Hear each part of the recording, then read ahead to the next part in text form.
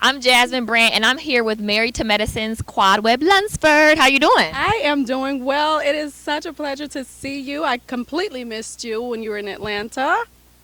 But I guess I had to come on her turf for her to talk to me. No, I'm just kidding. Thanks for that. I'm just kidding. And we are in my neck of the woods now, but so it's good to see you. But I wanted to sit down and talk to you because we're in the second season of Married to Medicine. I've talked to almost the entire cast, and I've talked to your castmate Mariah Huq. Okay. And so I wanted to have an opportunity to kind of sit down and get your perspective and get your side on everything that's going on. But first, tell me how's your life changed since reality TV? You know what? Since reality TV, and this is a question that you asked me last year, things are just, snowballing. It's so many good opportunities that's coming in my direction. That's one of the reasons why I'm out here in California now, because I had a lot of great meetings that were set up and things went very well. People do, of course, notice you. There's really nowhere you can go unless you go to a private stall. And someone will not pop out like, Miss Quad, how are you? Miss Quad, I just love you. Where your girls at? They're like, where's Kari and Chloe? I'm like, well, I think they're bigger stars than I am. I think they are, and that's okay with me because they have a business within themselves, so it's all good. But I would say the notoriety, the recognition, and the opportunities. So it's been interesting, and I welcome it. There has been some things that right now I wouldn't care to be out there in the public, i.e.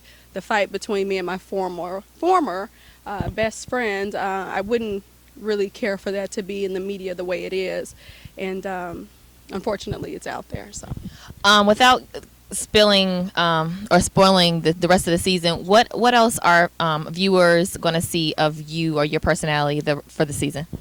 You know what? I am a person who I completely wear my feelings on my sleeve. I don't know if you know that now, Jazz. I saw it off camera.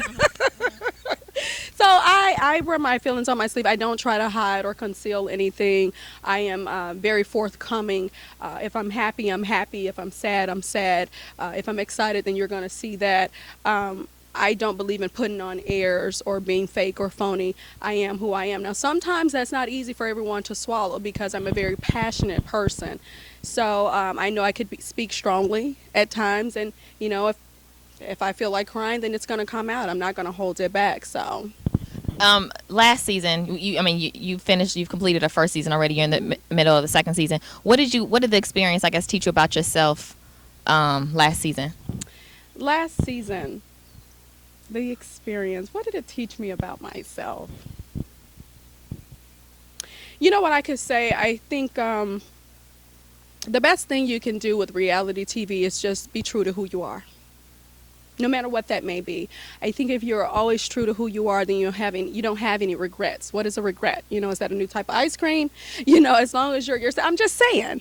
So as long as you're yourself and you are putting that forward, then I don't think, you would feel a certain way like, oh, I should have done this, I should have said this, just being yourself, I think, will be pertinent. And I think people fall in love with the real you. One thing about television, I don't care what type of farce, what type of persona you put on, it reads. It reads literally through the camera. And so people know, like, when you're just full of BS. Doesn't matter how you try to conceal it or how you try to package it. It comes out always, because one thing about it, you can only hide behind the mask for so long. So. Okay. I want to talk about this season. Sure. I want to kind of and I have told you this, I'm kind of tired of talking about it, but it is a big story. I am completely over it. It is a knockdown, drag out story that is just like, stop it already. Yet again, I don't want to talk about it as much as it has been discussed, but people knew us for being like this, and she was a person that I just completely adored. Completely adored, loved her. loved her.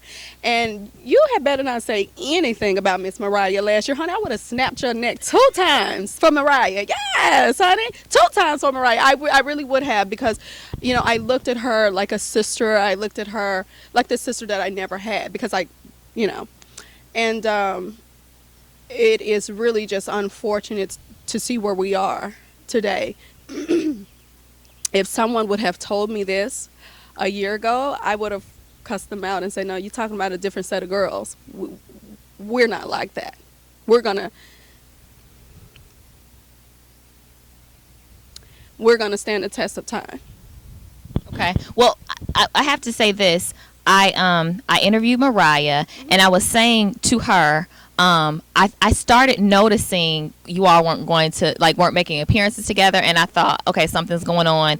And so I wanted to know, for you, I want to ask you, where did it start? But I wanted to say, when I interviewed her, she said that you had came to her, and you clarified this. I just want to kind of share what she had said to me. She said, see everything that she says, so I could be a bit in the dark about some things. So please bring it to light. she had said that you were a little upset about how you were seen last season.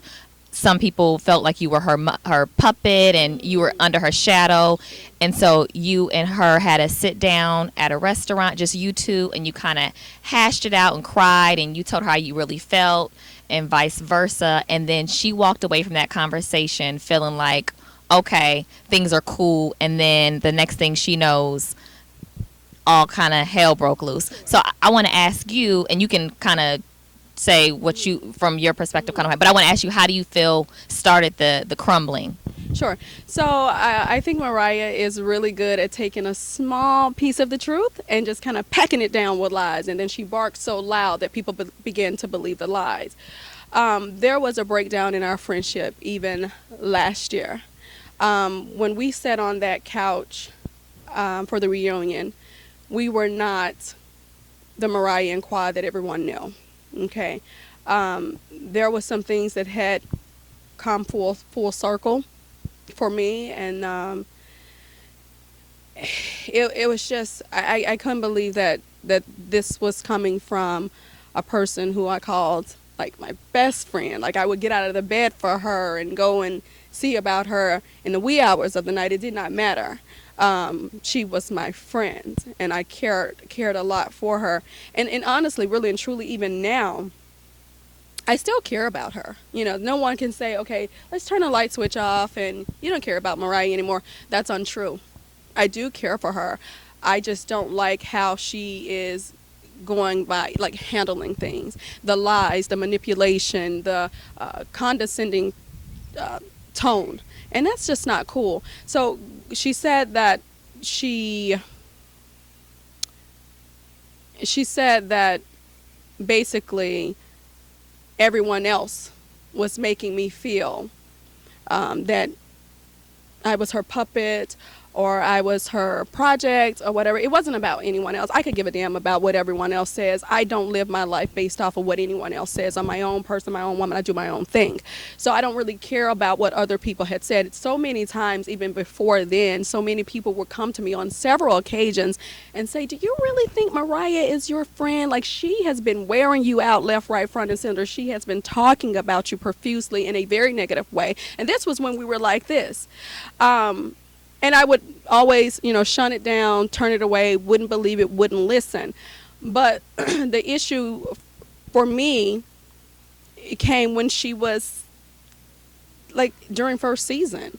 I was in complete support of Mariah. And Mariah would say things like, I would never go to another group of women and say, what are we going to do about Mariah? I would never do that. And in fact, I would say, you know what, you two girls need to figure it out. Mariah's here to stay. You better believe that. So I would have never went to a Carrie and a Toya to ask them, what are we going to do about Mariah, like she did me, as if I was some form of an inconvenience or a problem. And when I saw that, I said, this is not the actions of a best friend. Best friends don't do this. Where is this all coming from? And it struck a nerve with me. And I dealt with it then. I called her. I picked up the phone and said, hey, are you knowing what you're saying? You can't say these type of things and then turn around and say we're best friends. It doesn't line up. It's out of sequence with what you're saying. You know, what you're doing is pretty much out of sequence with what you're saying. And, then going back and saying, well, when she was talking to her husband, well, you could take the girl out the ghetto, but you can't take the ghetto out the girl. And they were speaking in regards to me, and that was very painful for me. Again, I picked up the phone and called her, said, hey, what's going on here? This is not cool. You don't say these type of things about a best friend. Oh, girl, I was talking about the both of us. I said, no, Mariah. You're not going to wiggle your way out of this one. When you're talking about both of us, it should have been in plural tense. It was not.